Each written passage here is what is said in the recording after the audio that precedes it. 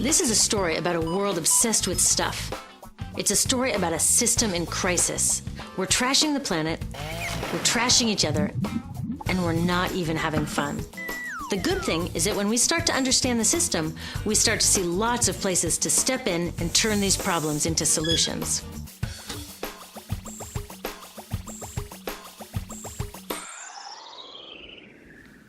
Can I tell you, I love my Pantene Pro V. Of the dozen or so personal care products that I use every day, it's the one I can't live without. It says it gives my dull hair the ultimate cool shine. How does it do that? I was wondering that while I was lathering it in my hair one day, so I read the ingredients right here. Sodium lauryl sulfate, tetrasodium EDTA, methyl isothiazolinone. What is this stuff? I took this list to some scientists who know how to read it. Turns out my Pantene contains a chemical linked to cancer. And lots of other products in my bathroom, from sunscreen to lipstick and even baby shampoo, also contain chemicals linked to cancer or other problems like learning disabilities, asthma, and even damaged sperm. Like most parents, I try to keep my family safe. But now I find out my bathroom is a minefield of toxins? What are we supposed to do? To find out the answers, we have to go back to one of the key features of our materials economy: toxics in, toxics out.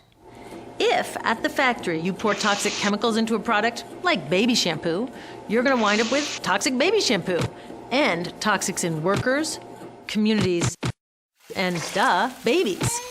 So let's take a closer look at this toxic outrage where it seeps into our lives every day, in the bathroom. The average woman in the U.S. uses about 12 personal care products daily. The average man about 6. Each product containing a dozen or more chemicals. Less than 20% of chemicals in cosmetics have been assessed for safety by the industry's safety panel, so we just don't know what they do to us when we use them. Would you fly on an airline that only inspects 20% of its planes? Of course, not all of these chemicals are dangerous, but we know that many are. Some are carcinogens. That means that they can cause cancer. Others are neurotoxins and reproductive toxins, proven to mess up brain development and reproduction in animals. Wait a minute, we're animals too. It's like a giant experiment. We're using all these mystery chemicals and just waiting to see what happens. One thing we do know is that they're getting inside us. I had my body's toxicity levels tested, and I'm loaded with things like mercury, flame retardants, triclosan, and lead. We all are. Even babies are being born pre-polluted. Now, I know we can't live in a lead-free world, but do we have to put lead in our lipstick? I don't know. Maybe it's my fault. Maybe I just bought the wrong thing. At the store, the choices seem endless. I can get lipstick in 49 shades, or shampoo for hair that's too dry, oily, fine, limp, or frizzy. But what about the choices that really matter? Like the choice to buy products that are safe? It turns out the important decisions don't happen when I choose to take a product off the shelf. They happen when companies and governments decide what products should go on the shelves. So who are these companies? This is Procter & Gamble. They're the ones offering me Herbal Essences, the #2 shampoo in the country. It contains toxic petrochemicals made from oil. Since when is oil an herb? On cosmetics labels, words like herbal, natural, even organic have no legal definition. That means that anybody can put anything in a bottle and call it natural, and they do. I mean, can you imagine a top seller called Petro Essences? Gross. What's even nastier are hair relaxers marketed to 5-year-olds and skin whitening creams. These are super toxic, both in their ingredients and in the message they send about what beauty is. Ooh, here's Estee Lauder offering me a chance to help find a cure for breast cancer. That's nice. But wait, they're also using chemicals linked to cancer. Don't you think the best way for Estee Lauder to fight cancer is to stop using those chemicals in the first place? So really, I get to choose between meaningless claims on a bottle. But these guys get the real choice about what goes into those bottles. And that happens back here, at the factories where they're formulated. Why do the makers of these products use all these toxics? Are they trying to poison us? No, they're just working from a 1950s mindset when people were totally swept up in better living through chemistry. In all that excitement, they forgot to worry about human health impacts. That was years ago, and they are still using these same old toxic chemicals. Today, big cosmetics companies say the doses of poison in their products are small enough to be harmless. Yeah, maybe if you use them once a year. I guess they never get out and see that their products are being used and combined with other products every day. A little toxic dose under your arms, a little more on your hair, on your lips. And workers in nail and hair salons get dosed all day long. So the industry is used to doing things this way, and they can. Because even now that scientists have linked the chemicals they're using to all sorts of problems, there are no laws to get rid of them. You're thinking, really? Come on, nobody's making sure that the stuff we smear all over our bodies is safe? Nope.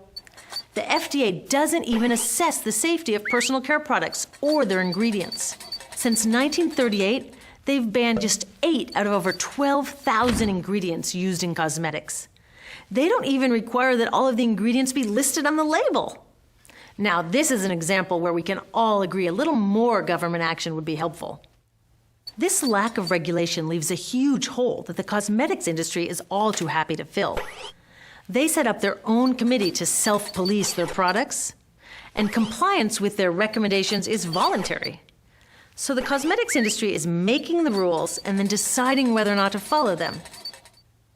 So you see, it isn't our fault that these toxic products are in our bathrooms. It's a whole broken system that's ignoring the simple rule: toxics in, toxics out. But we're not helpless. There are resources online that we can use to protect ourselves by identifying the best possible choices in the store. But the real action is with people working to change the system. Because if we really want to solve this problem, we got to start here with these guys. Women, parents, workers, people all over the country are demanding that Congress pass a new law, giving FDA the power to make sure that our personal care products are safe. We need common sense laws based on the precautionary principle. That means that when you're dealing with hazardous chemicals, just err on the side of caution. Let's not debate how much lead should be allowed in lipstick. Just get the toxic chemicals out of our products. Smarter laws would force companies to get past that old 50s mindset and figure out how to get us all clean and shiny without toxic chemicals. Can they? Totally. Many responsible cosmetics companies are already putting safer products on the market. Green chemists are developing substances that are designed to be safe and non-toxic in the first place. European governments have required the removal of many toxic chemicals, and companies have figured out how to comply.